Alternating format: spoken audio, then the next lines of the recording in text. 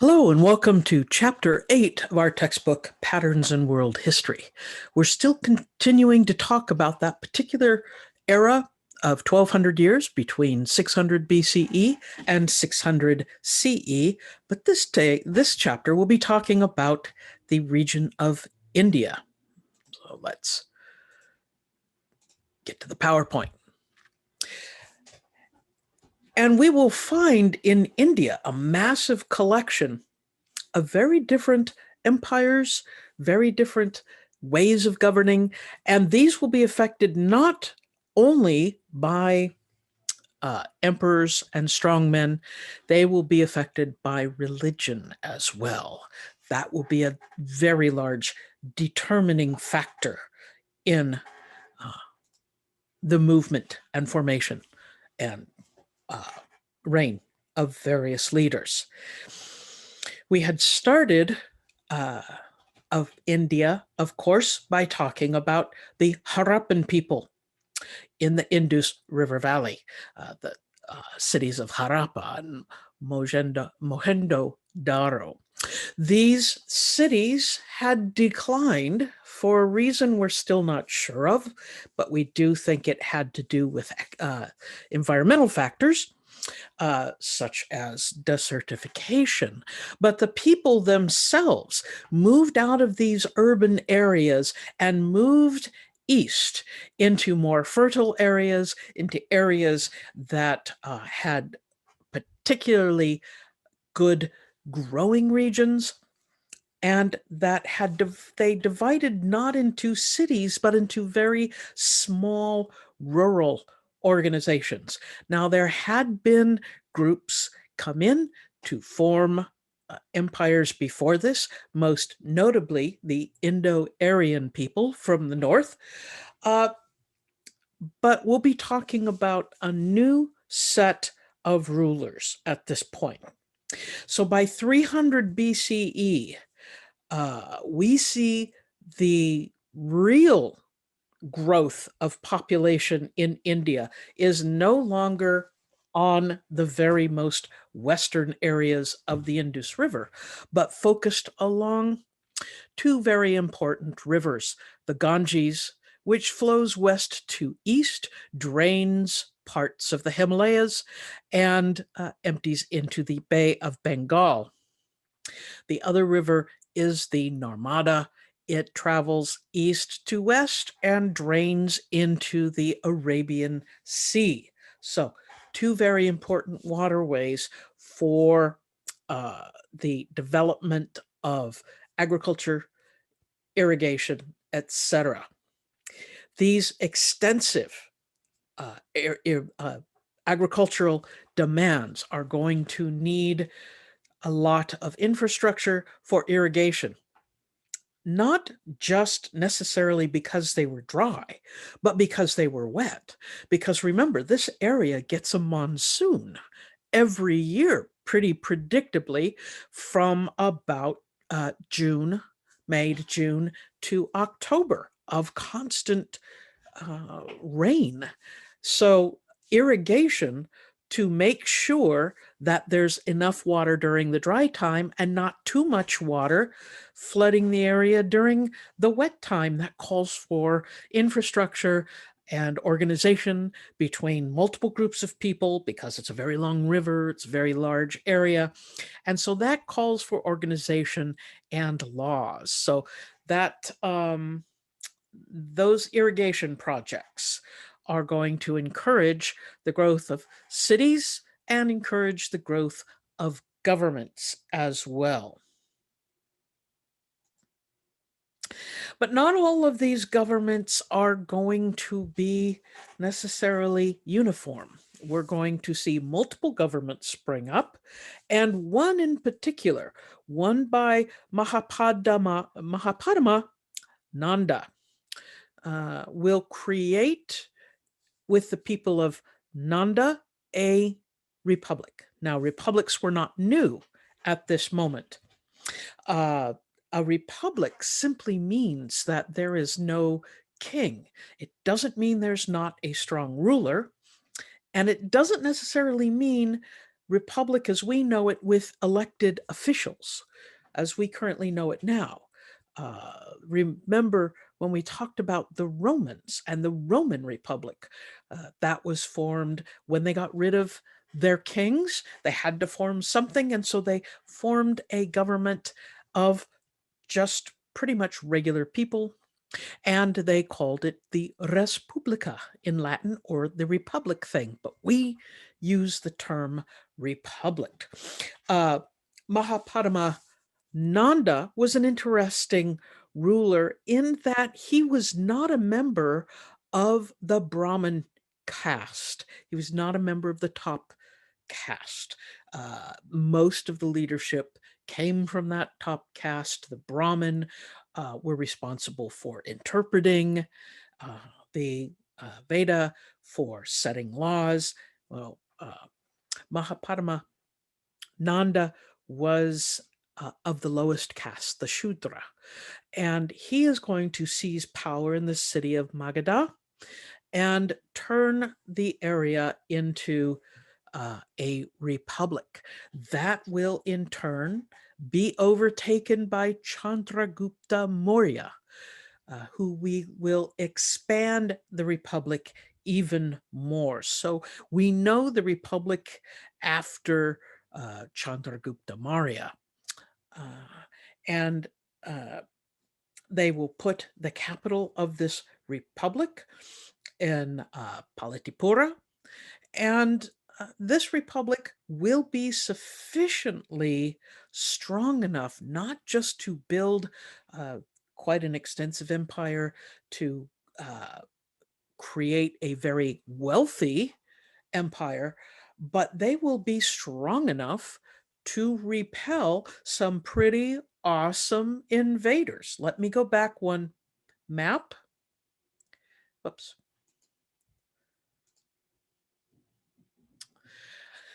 One of the principal invaders they're going to repel will be Alexander the Great after his attempts to take over Bactria, the area we now know as Afghanistan. He will go through the Khyber Pass and try to take over India through the Indus River Valley and be forced out of there, fought off, and forced to leave by Chandragupta Maurya and his descendants. So after Alexander's death, that area of his empire is going to be passed to one of his generals, and we will know it as the Seleucid Empire. Though they too will attempt to move through the Khyber Pass into India and be repelled as well.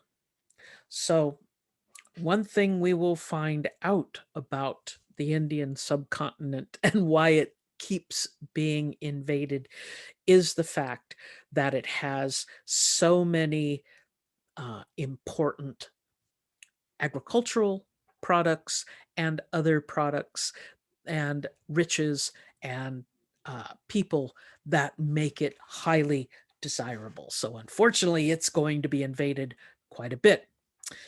So Chandragupta Maurya's grandson, Ashoka, will be one of the most pivotal of the rulers. Ashoka is going to spend his early career on conquests, taking larger and larger areas.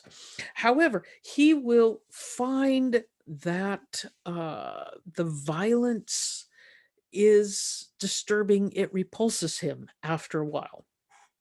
And so he will convert to Buddhism, the religion that truly focuses on nonviolence. And he will try to use his understanding of Buddhism to create a moral order within his empires. He will forbid the burning of forests in order to protect the wildlife in the forests. He will put dozens of animals uh, under his protection. And I mean, not animals, figuratively, but species of animals under his protection. He will forbid the burning of wheat chaff and grain chaff so that the insects that are inside of it will not be burned. And so he will attempt to create something quite new. He will also send out Buddhist missionaries to places like Sri Lanka. That's the island off the coast, the big island off the coast of South India. But he won't. Ashoka won't be necessarily a gentle ruler. Ashoka will continue to use secret police stationed throughout his empire in order to make sure his rule is observed. He will also have his life story and his philosophy carved onto stones and put in various places throughout the empire to remind people of his will.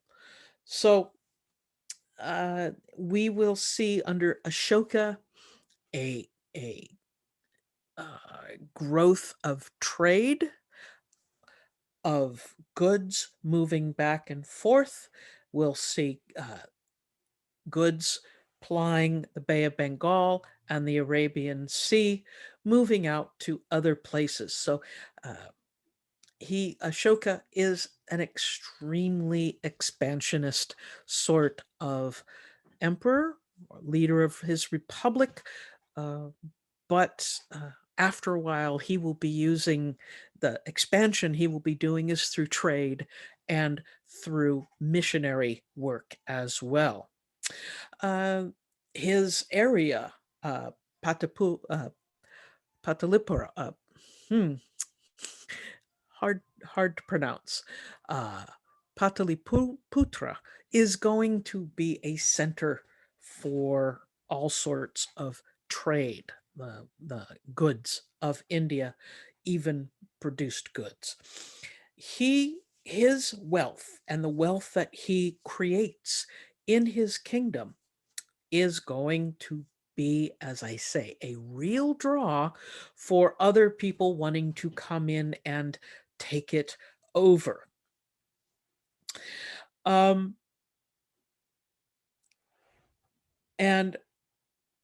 we will see after Ashoka a series of groups coming in. There will be invasions by Greeks, invasions by Central Asian groups, and others who will come in and split up Ashoka's empire.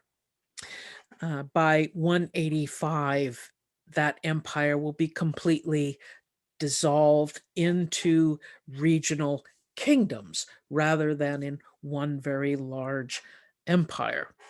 I forgot to mention, a big part of Ashoka's wealth is through the collection of taxes.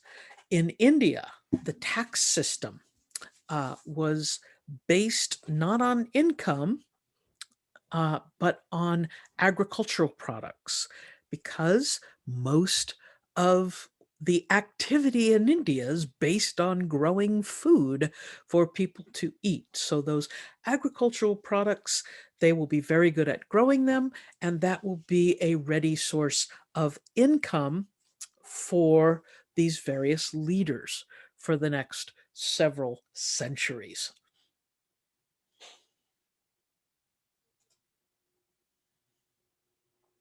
So we'll see a split into regional kingdoms, and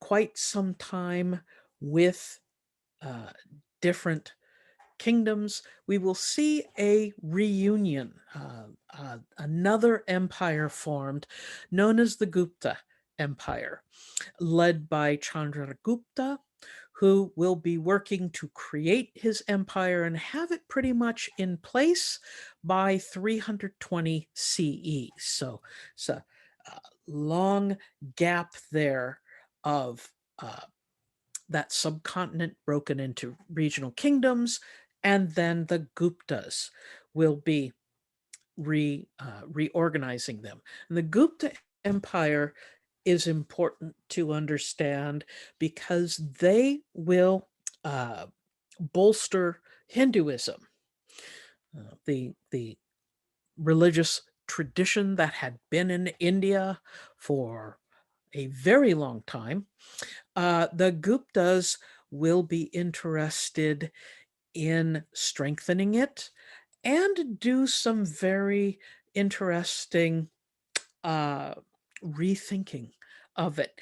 We're going to talk a little bit about that a little bit later, but the Guptas are going to be focused on several important figures in the Hindu religion, basically Vishnu and Shiva. The Guptas are going to be defeated in 510 by another group coming in from the north, the Hunas, and the breakdown of this empire is going to happen. And it won't be just the breakdown of the empire, but there were many, many tributary systems that the Guptas had built up. Those will break down as well. So the destruction of this empire is going to affect a very large area. And as we see this breakdown, we will see multiple small kingdoms grow up, especially in southern India, into competing states. They were unified by Hinduism. They were unified by trade, but they competed with each other in various ways, not necessarily always through warfare. So Imperial Pallavas, Mandyas, Cholas, and Chalukyas are all going to be important kingdoms at the time. And they will be competing in rebuilding temples and religious art. They will be competing in their interpretations of Hinduism. And so we'll see a lot of the building of Hindu temples is going to come from this particular period, large complexes, including some really unusual ones. The Kailasantra temple in South India is going to be carved out of stone, of a large stone outcropping, and it's going to be an extremely large temple complex, but all carved out of stone.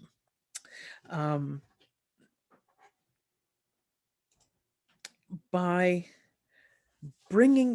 focusing more on Hinduism, we're going to see the Vedic tradition be enforced, but also reform.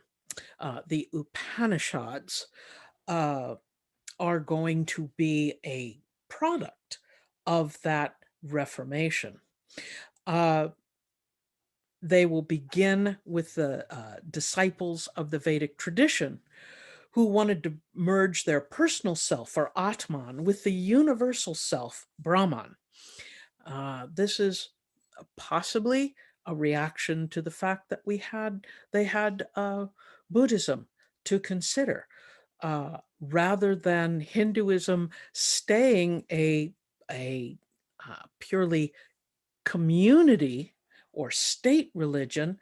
They're also trying to emphasize the idea of the self as well.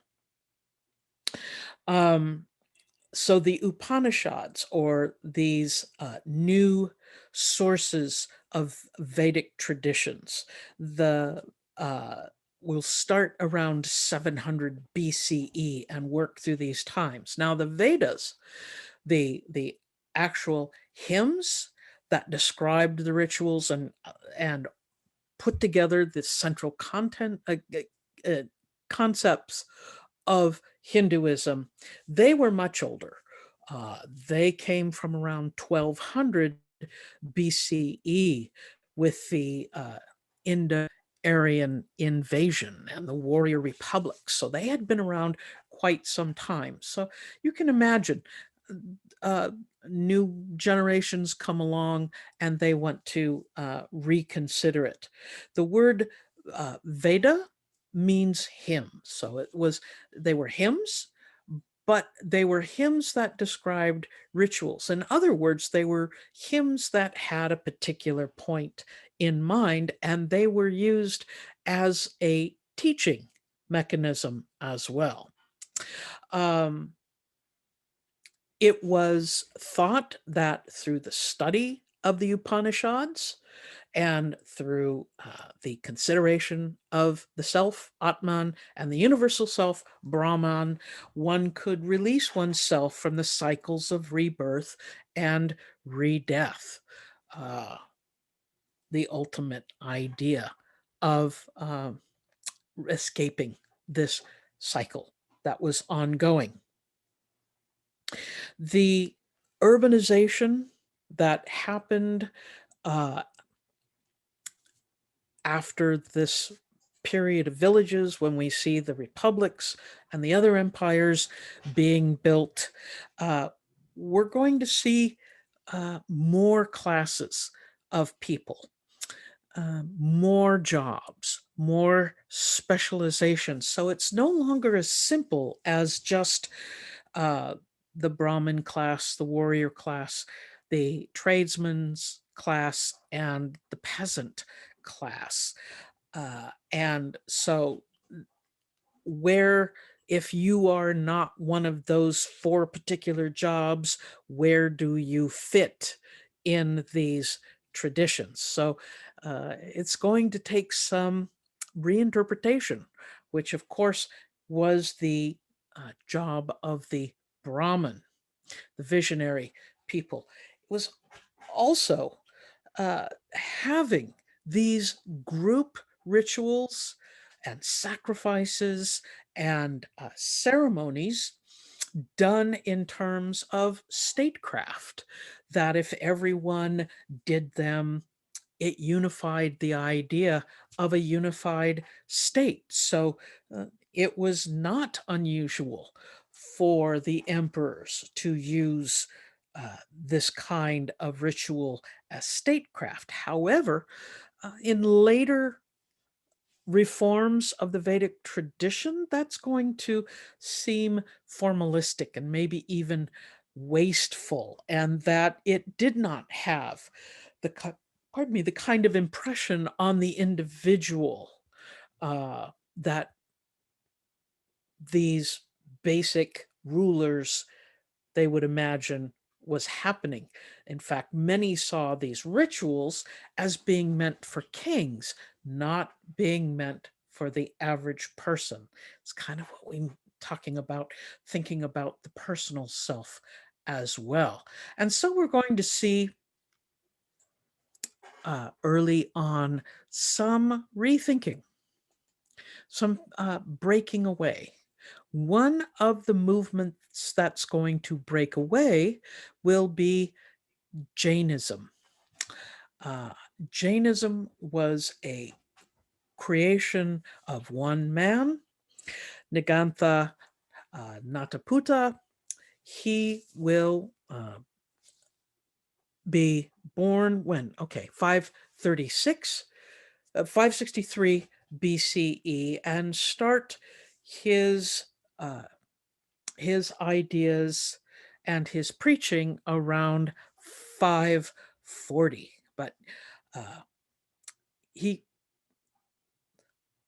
will be, I'm sorry, I was looking at the wrong dates. He will be teaching that all objects, animate or not, possess jiva, a kind of soul. So everything had a soul, therefore everything had to be honored or at least respected. The idea was that injuring another object's jiva leads to karma, leads to the condition that will keep people within this cycle of rebirth and re-death. So by injuring another object's jiva, that it will keep people from union with Brahman. And so the Jains will do what they can to make sure they do not harm other objects and other things. There will be a couple of a couple of thoughts about how to do this. One method that will be practiced will be the idea of sky-clad Jains. These are Jains that will wear no clothing for fear that any creatures might crawl in and they might accidentally harm them. They will go barefoot so that they do not crush any insects or any creatures on the ground. Some of them will wear gauze masks so they don't accidentally breathe in any of these creatures. There will be others who will not be entirely naked. They will go with white robes and gauze masks, still usually barefoot, and they will have an extremely small diet of those items that will not injure a plant. They will be very strict vegans, and they will only eat those vegetables and fruit that are that you do not have to destroy the plant in order to eat them. In other words, I believe carrots would be something that they would not eat because you have to dig up the entire plant in order to eat the carrot. So definitely a very strict ascetic reaction. There will be divisions in Jainism, basically between the truly ascetics that go sky-clad or wear minimal clothing, and another group of laity who have a moderate sort of Jainism, who are more within the regular world, but they help those who are truly ascetic to live, to help them gain food, etc. So this kind of support people will not be fully practicing Jainism, but they will be supporting those who do. They won't worship any gods. They believe in meditation, and the idea is to merge with the unity, with the Brahman, and that gods would get in the way of this. You can see that this kind of practice takes one quite a ways away from a government, from an empire, even from the concept of citizenship. One is opting out of the political public life to the point of wandering through the world trying to create as little harm as possible. Uh, this means that they're going to be in opposition in many ways to a government. Not so much that they will fight, but not participate.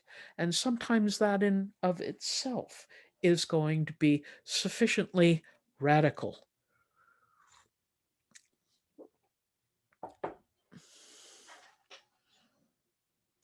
Excuse me. Here is a statue of a Jain, uh, Saint Gomateshwara, and you can see this emphasis on not harming any sort of animal or creature. And you can see how big it is, this statue is, the worshippers down below. Another offshoot of Hinduism will be Buddhism.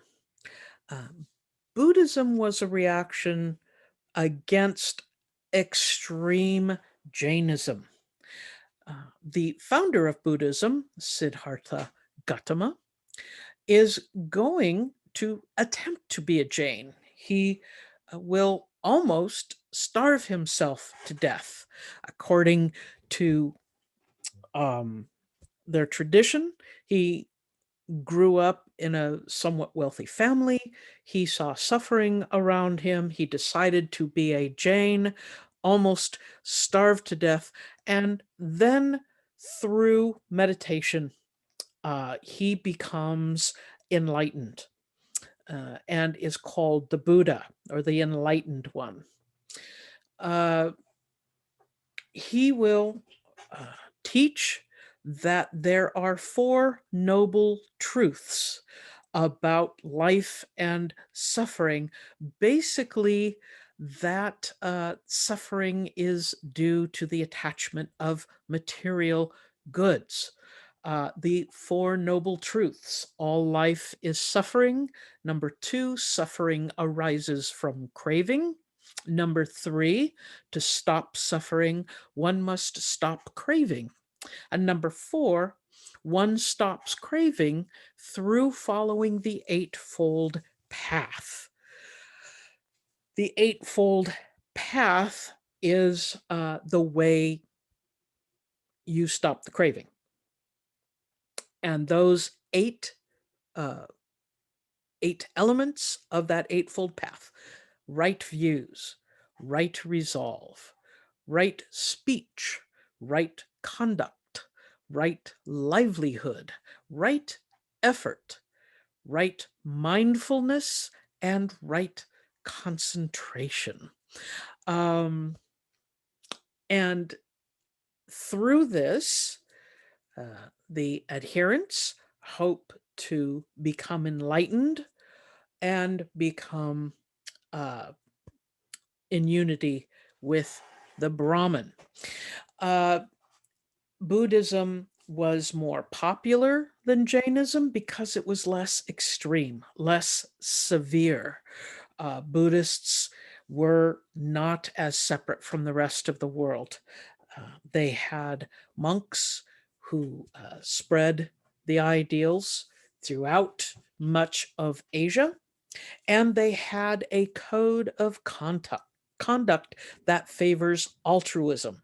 They were still very nonviolent. They were still very moderate in their eating. I believe most Buddhists are vegetarian.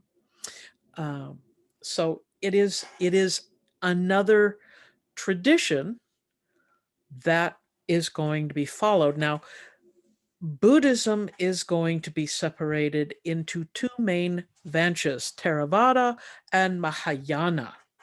Theravada is going to be following a particular canon of writing. Not they will be the Tripitaka, which means three baskets, in which the truths are kept. Vinaya, which is a book that describes conduct and discipline. Sutras, which are discourses concerning what is right and what is wrong. And Abhidhamma, which is philosophy and metaphysics. So the Theravada uh, emphasize the teaching of these elders' first texts. So they are very important. They will follow one path or one branch. The Mahayana is going to develop the idea of the bodhisattva, or the potential Buddha. The Mahayana is known as the large vehicle, and it will be the branch of Buddhism that is going to travel throughout Southeast Asia.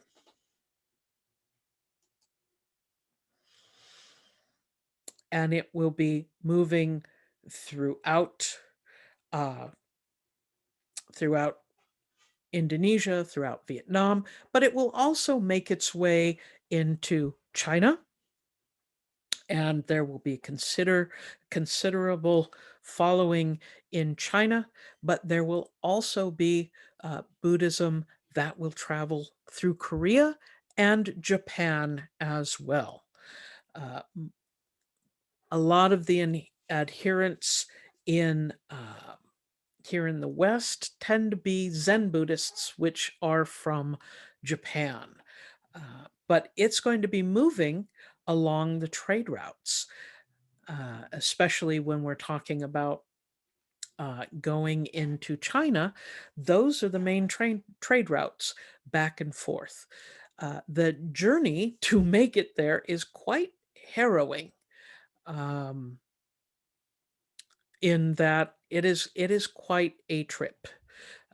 Others will travel by boat as well. There will be all sorts of missionaries. There will be places that will be holy, that will be part of this tradition. But the tradition is going to grow and spread quite a bit. So it's not going to stay a very homogeneous type of worship, that there will be a lot of changes as it moves around.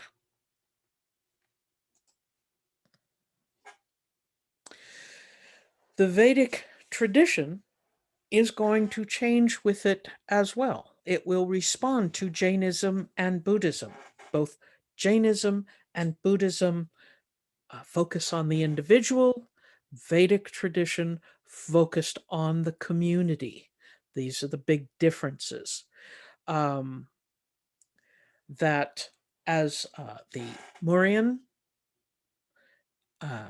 Empire spread out, they're going to be taking these Vedic traditions. But that their ideas are going to be challenged by the traveling of Jainism and Buddhism.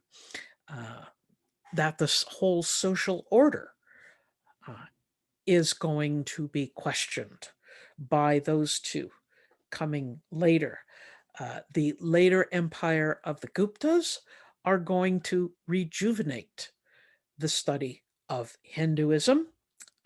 They will be enforcing and encouraging the devotional cults focused on Brahma, Vishnu, and Shiva. Vishnu and Shiva, according to the Vedic tradition, can manifest as other avatars, such as Krishna. And we see that related in the Vedic texts, such as the Bhagavad Gita will be a story of a Hindu prince who is questioning his place in society and whether he should lead his troops and fight. And major part of the poem is that Krishna comes to him. Vishnu comes in the shape of Krishna as his chariot driver and convinces him that he should stay in his place as a prince, as a warrior, to help his people. And the encouragement of supporting the community through duty, or dharma, as it's called. The attempt to reform the Vedic tradition also was an attempt to appeal to all castes, which is going to help make Hinduism more popular.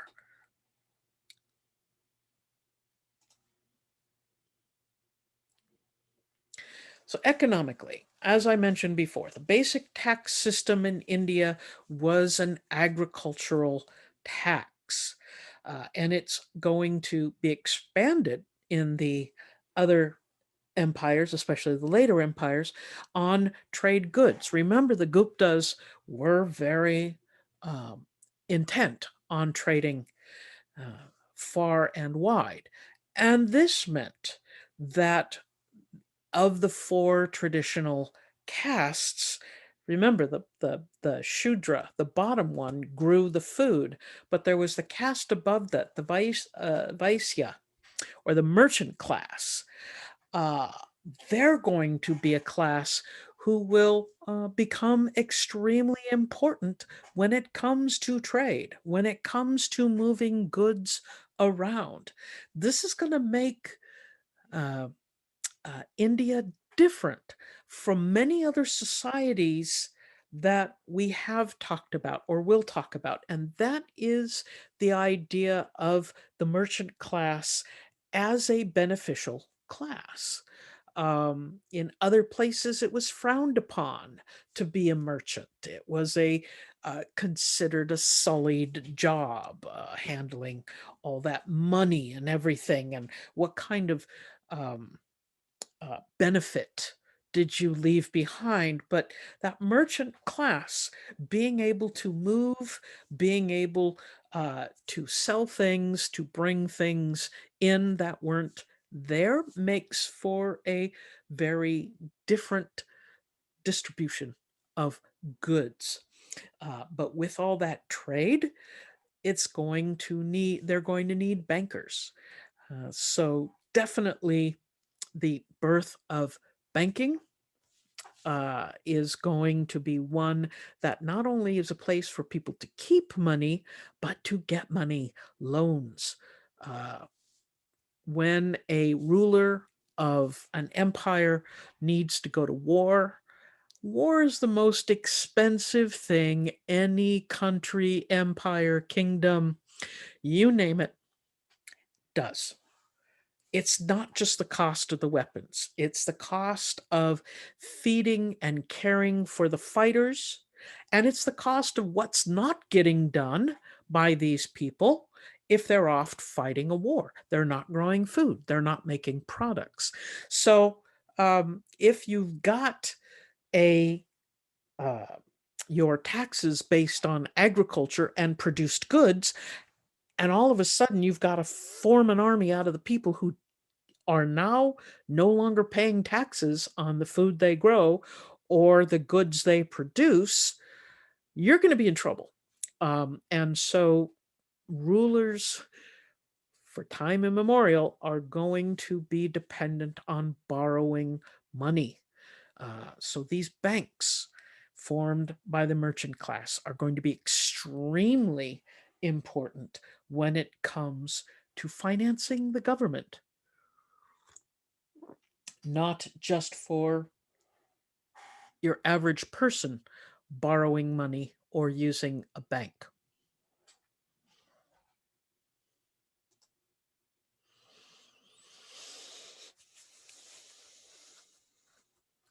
The India, remember, through trade is going to be spreading through Southeast Asia by the 1st century CE. Indian traders and sailors are going to make it into the Malay Peninsula and create Indianized kingdoms there, ones that are use are Hindus as religion, um, and follow some of the same ideas. There will be Hindu styles of leaders in Khmers and Champa. These are areas we now know as Cambodia and Vietnam. Uh, but it's not just the Hindu traders, it's going to be Buddhist pilgrims, and monks are also going to be moving along those roads and building monasteries. These monasteries are going to be places where people stay, opening their monastery to travelers. There's not a lot of hotels at this point. And so uh, building a monastery is going to be beneficial for the travelers as well as for the Buddhist monks and pilgrims. And we read a lot of the movement of these Buddhist monks along these trails.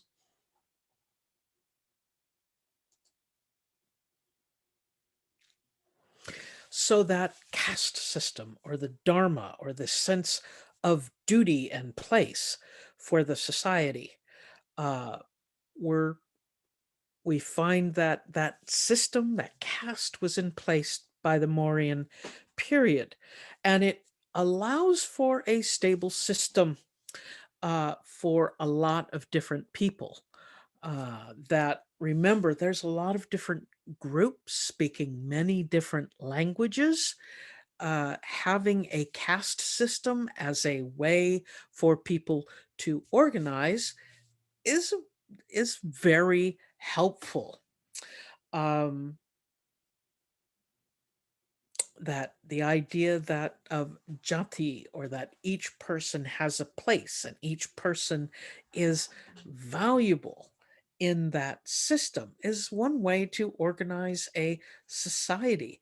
It's not necessarily based on wealth, uh, but it is most of the time based on the jobs that one takes.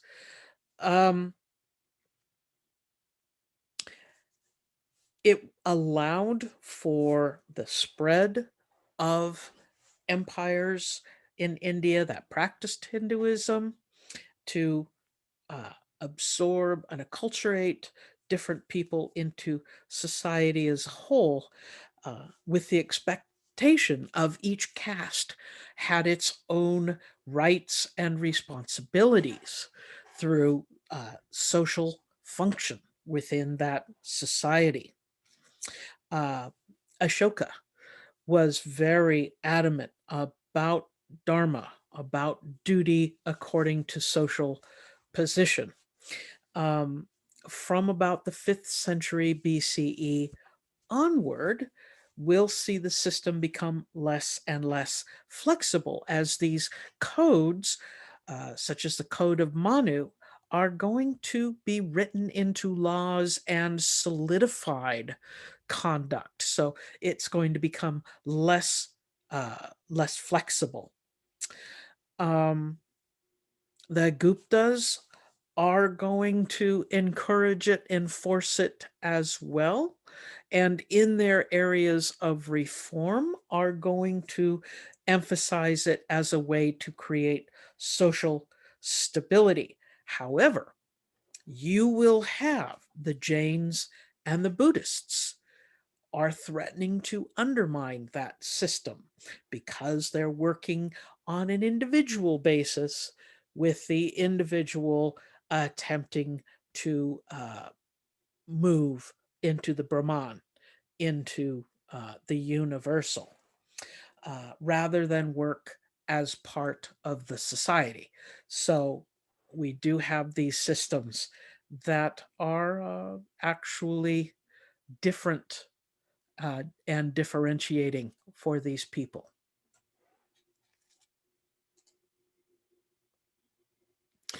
As far as family life, the Dharma had very strict roles for women. Women were under this system to be obedient to males and older females. That's going to create a very different society. The focus, of course, is going to be on the men. And there were within the caste system differentiations in terms of where one is in life. For example, upper caste men lived lives as students. Their duty at that moment is to study. Then they become a householder in which they raise a family, and their duty is to have a good enough job, a sufficient salary or money coming in to have a proper house.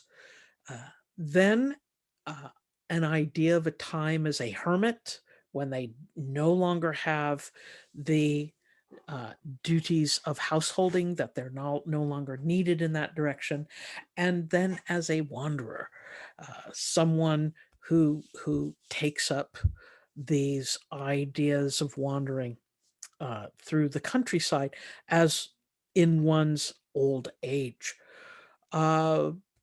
These are pretty idealized, but not every upper caste men, when they hit a certain time, just left home. They're more allegorical for many people than that.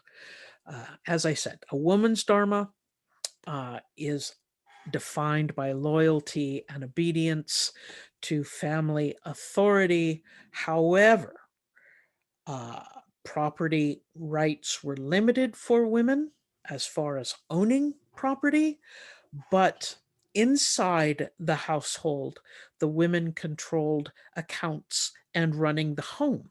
The man's duty was to be outside the home, earning a living and earning support for the family. Women, except those women in the higher castes, were rarely educated. They had arranged marriages, and that a woman would go to live with her husband's family, thereby being under the control of her mother-in-law. So women had extremely strict karma, strict dharma to follow, but they were also seen in terms of their sexuality. Hinduism acknowledged sexuality, and female deities had extensive powers, but women in themselves were opposites, complementary opposites. They were symbols of fertility and sexuality. They were temptresses who kept men anchored to earth in that need for a household. And they were seen as a negative in some ways, preventing men from the release of the cycle of rebirth and re-death by keeping them occupied here and now. So it was a very closed down system for women, but it was not a system that was, dare I say, as prudish as we will see in the patriarchal systems of the Greeks and the Romans. The Kama Sutra, by the way, is one of the important texts, one of the, I believe it's one of the Vedas, and it is not just about sex, although it does have quite a bit to say about that. It also has a lot to say about singing, dancing, and metallurgy. So it's not just a book about sex. It's got quite a bit. It's much more part of the system than just sex.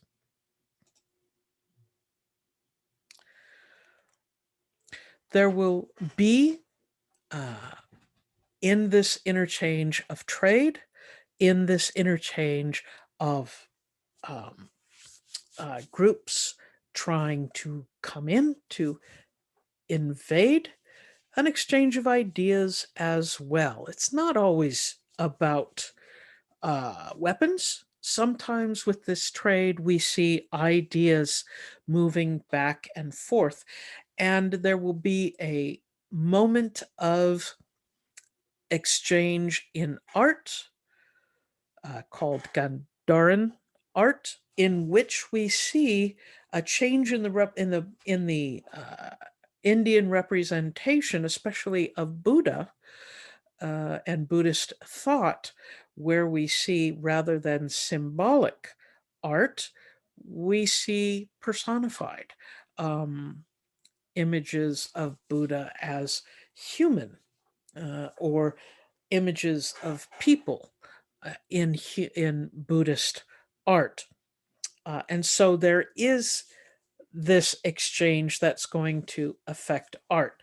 But the classical age, as we think of it during the Gupta Empire, because the Gupta were the patrons of arts and they were encouraging art and education, we're going to see and also the reform of the Hindu texts, we will see a renewed interest in Sanskrit as the sacred language, renewed study of it, because you go back to the original writings to better understand it in order to reform it.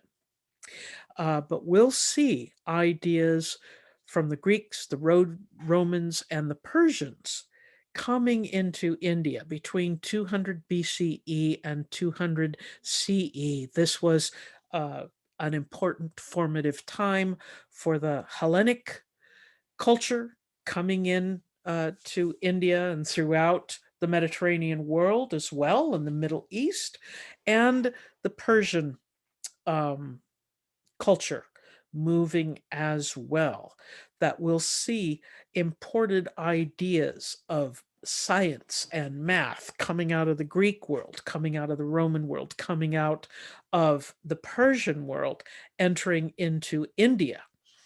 India is going to exchange ideas such as uh, uh, uh, sorry, uh, medicine is going to be moving out of India into Persia and into the Greco-Roman world.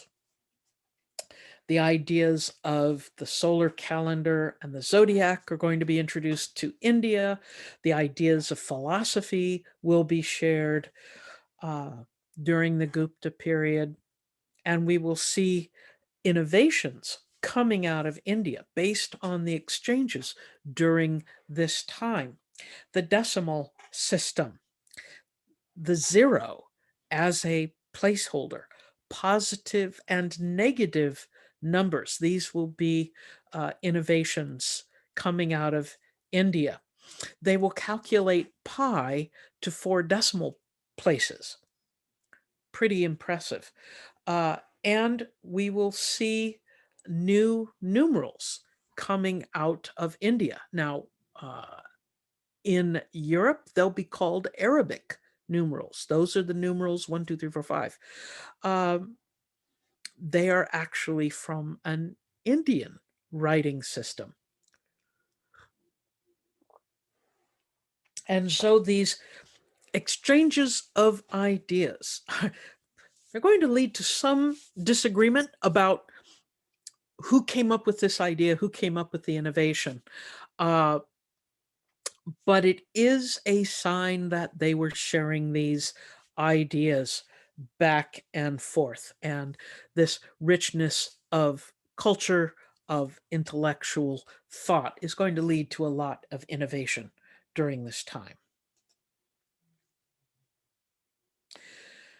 So, one of the important exports from India uh, is going to be pepper. Now, we're used to going down and buying spices by the jar. What's the big deal about these spices? Well, if you live in a world without refrigeration, spices can uh, help. Spices are also the kind of luxury you could buy without breaking the bank. Pardon me.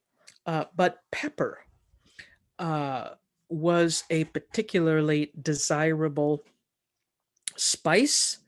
Uh, and so it's going to move. Pepper is actually a wonderful trade element. We talked before about the cost of moving these things around was so great that the idea of trading something cheap didn't happen. They didn't just send around bags of wheat. That was not a trade item that would travel. Peppers, on the other hand, peppercorns, they're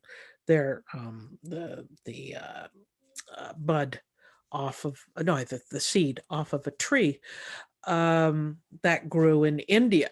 These could be dried, they could be packaged. You could put a lot of them in a very small barrel or piece of jar, pottery jar, or something like that, and it would save for a very long time as long as you kept it dry, um, and it would still be good for quite some time, as opposed to most any other thing you were taking along that was a food product. And so it becomes a ideal sort of trading uh, trading item. Even though we don't think of it as a luxury, it was back then. And we can see by the movements uh, where all of these trades were happening. And we can see that India is in the middle, especially of the seaborne trade. Moving things around by water was in sometimes much easier than going the overland route. Uh, for one thing, uh, India, aside from one uh, particular region, getting things from the southern part of India up into the Silk Road didn't make a lot of sense when the system could easily be handled by ship. Uh, but it also meant India was in the middle of everything, so it could join in the best of all of these trades uh, and be a part of a much bigger world that way.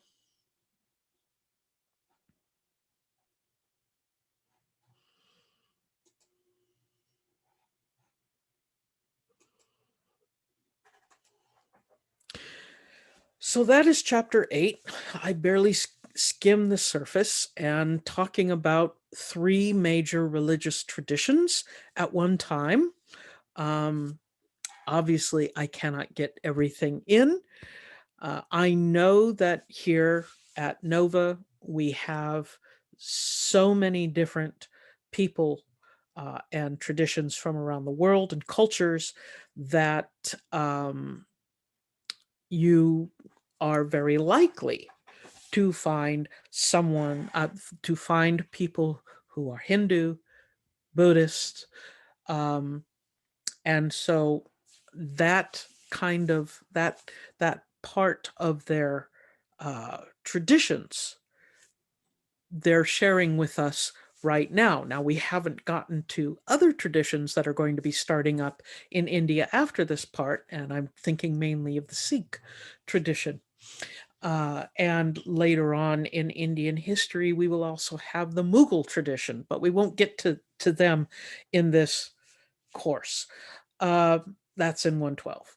So India is going to go through a lot of transitions. And as I said, it's going to be um, governments that are going to be affected by trade, that are going to be affected by economics within India and without India, and also religion is going to set the tone for many of these leaders as well. So I thank you very much for your attention.